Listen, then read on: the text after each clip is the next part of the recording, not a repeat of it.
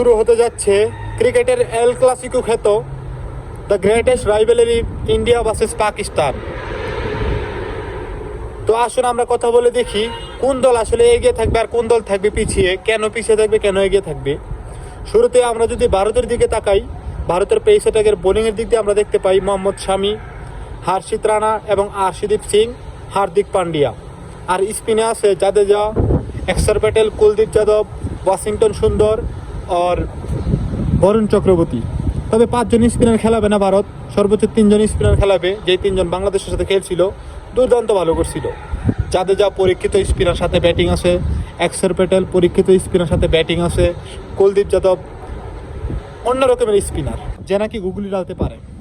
আর পাকিস্তানের স্পিনে যদি আমরা তাকাই তাহলে দেখতে পাই মাত্র একজন, আবরার আহমেদ, সেটা অতটা বিশ্বমানের না। আর সাথে আছে সালমান আলী আগা কিংবা খুশদিল স্যার মতো স্পিনার। তবে এইসব স্পিনার নিয়ে পাকিস্তান যে ভালো করবে ভারতের সাথে কল্পনাই করা যায় না। স্পিনারে ভারত ফের এগিয়ে, অনেক বেশি এগিয়ে। বলতে পারেন যে ভারত 80, পাকিস্তান 20 স্পিনারে। যদি আমরা পেস অ্যাটাকের দিক দিয়ে তাকাই, শাহিন আফ্রিদি, নাসিম শাহ, হারিস রৌফ পাকিস্তানের দিক দিয়ে, আর ভারতের দিক দিয়ে আছে তো মোহাম্মদ শামি, হর্ষিত রানা, আর্শদীপ সিং। তবে সম্ভবত ভারত 3 জন পেসার খেলাবে না, কারণ দুবারে মাঠে স্পিন সহায়ক, এখানে স্পিন বোলারদের দাপট থাকে সবসময়। তো ফার্স্ট বোলিংয়ে আমি 50-50 মনে করি, কারণ ওইদিকেও নাসিম শাহ, হারিস রৌফ, শাহিন শাহ আফ্রিদির আছে, আর এই সাথে মোহাম্মদ শামি, হর্ষিত রানা খেলবে হয়তোবা। তো 50-50 মনে করি। যদি বুমরা থাকতো তাহলে আমি মনে করতাম যে ভারত 70, পাকিস্তান 30 পেস অ্যাটাকের দিক দিয়া। তো এতে গেল বোলিং। এবার কথা বলি ব্যাটিং নিয়ে। ব্যাটিংয়ে কিন্তু ভারত অকল্পনীয়ভাবে এগিয়ে। শুরুতে যদি আমরা নাম বলি, রোহিত শর্মা, শুভমান গিল, বিরাট কোহলি, রাহুল, শ্রেয়স আয়ার, হার্দিক পান্ডিয়া, রবীন্দ্র জাদেজা, অক্ষর প্যাটেল।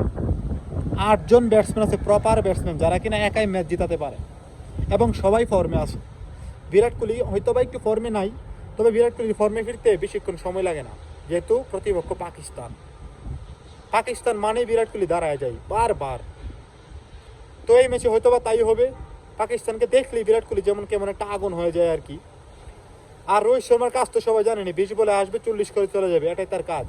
শুভমান গিল ধরে খেলবে, আর শ্রেয়স আইয়ার, রাহুল এরা মিডলে ট্যাকেল দিবে। আর পাকিস্তানের ব্যাটিংয়ে যদি আমরা তাকাই, তেমন কোনো নামই দেখতে পাই না। যাও একজন নাম ছিল বাবর আজম, বর্তমানে কিন্তু কোনো ফর্মই নাই তার। পাকিস্তান টিমের ব্যাটিং বর্তমানে এই চ্যাম্পিয়ন্স ট্রফিতে সবচেয়ে বাজে ব্যাটিং।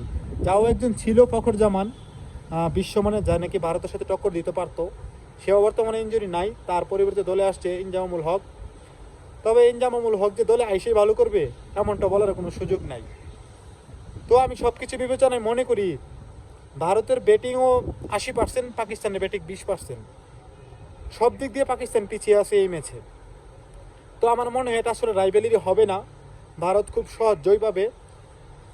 আমি আমার দিক দিয়ে জয়ের পার্সেন্টেজে মনে করি ভারত 70% জয় হবে, পাকিস্তানের 30%। যদি বুমরা থাকতো তাহলে আমি ভারতকে দিতাম 90% আর পাকিস্তানকে দিতাম মাত্র 10%। যদি মিরাকল না ঘটে তাহলে পাকিস্তান কোনোভাবেই ভারতের সাথে জেতার কথা না, কারণ লাস্ট 10-12 বছর ধরে শুধু রাইভেলারি শুনে আসতেছি। বাস্তবে পাকিস্তান ভারতের সামনে দাঁড়াতেই পারে না। 2-1টা ম্যাচ হয়তো বা সময় সাপেক্ষে জিতছে, কিন্তু এর চাইতে ভালো করছে বাংলাদেশ। ভারতের সাথে এর চাইতে ভালো প্রতিদ্বন্দ্বিতা লাস্ট 10 বছরে বাংলাদেশ করতে পারছে, যা পাকিস্তান করতে পারেনি। তো আজকের ভিডিও এতটুকুই। যদি ভিডিও ভালো লাগে তাহলে আপনার আইডিতে শেয়ার করবেন আর আমার এই আইডিটাকে ফলো দিয়ে রাখবেন। ধন্যবাদ।